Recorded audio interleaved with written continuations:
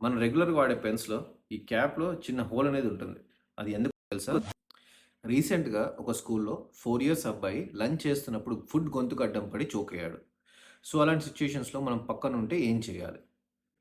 జనరల్‌గా చిన్న పిల్లలు పీనట్స్, రబ్బర్స్, పెన్ క్యాప్స్ లాంటివి నోట్లో వేసుకొని వాటి వల్ల గొంతుకు అడ్డుపడి చోక్ అవ్వడం మనం చాలా న్యూస్‌లో చూసుంటాం. వినడానికి చాలా సింపుల్‌గా అనిపించినా if not intervene immediately it can take the life of the child. So, first మనం అలాంటి సిట్యుయేషన్స్‌లో ఏం చేయకూడదు అనేది చూద్దాం. ఫస్ట్ థింగ్, పానిక్ అయిపోయి బేబీని విగరస్‌గా షేక్ చేయకూడదు. సెకండ్ థింగ్, ఇమ్మీడియేట్‌గా వాటర్ తాగడానికి ఇచ్చేస్తే it can worsen the situation.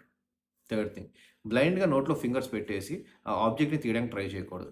It can push the object further and worsen the situation. So, మరి ఎగ్జాక్ట్‌గా ఏం చేయాలి? ఫస్ట్ థింగ్, బేబీని విగరస్‌గా కఫ్ చేయమని ఎంకరేజ్ చేయాలి.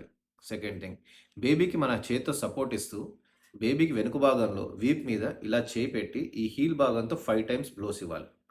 అండ్ ఇది అయిన వెంటనే బేబీ ఛాతీ చుట్టూ చేయి ఇట్లా పెట్టేసి మన హ్యాండ్ ఇట్లా బిగించి ఇలా సపోర్ట్‌తో మన యాంటీరియర్‌గా ముందుండే చెస్ట్ బోన్ కింద చేయి పెట్టి లోపలికి అండ్ పైకి పుష్ చేయాలి. ఇన్వర్డ్స్ అండ్ అప్వర్డ్స్ థ్రస్ట్ ఇలాగ 5 టైమ్స్ రిపీట్ చేయాలి. సో, దీని తర్వాత వెంటనే మళ్ళీ back blows and front thrust ఇలా 5 టైమ్స్ రిపీట్ చేస్తూ ఉండాలి. And meanwhile always call for help and ఎంత త్వరగా అయితే అంత త్వరగా అంబులెన్స్‌ని పిలిచి డాక్టర్‌కి చూపించాలి. దీన్నే మన హెమ్లిక్స్ మెనూవర్ అంటారు. ఇది ఎందుకని అంత ఇంపార్టెంట్ అంటే, మన బ్రెయిన్ అనేది వెరీ సెన్సిటివ్ ఆర్గాన్. దానికి ఒక ఫ్యూ మినిట్స్ సరిగ్గా ఆక్సిజన్ సప్లై లేకపోయినా ఇర్రివర్సిబుల్ డ్యామేజ్ అవుతుంది.